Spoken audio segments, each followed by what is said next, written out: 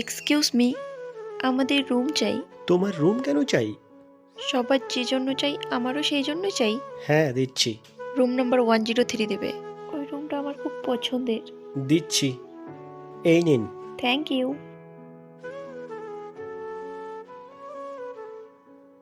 Room চাই আমাদের।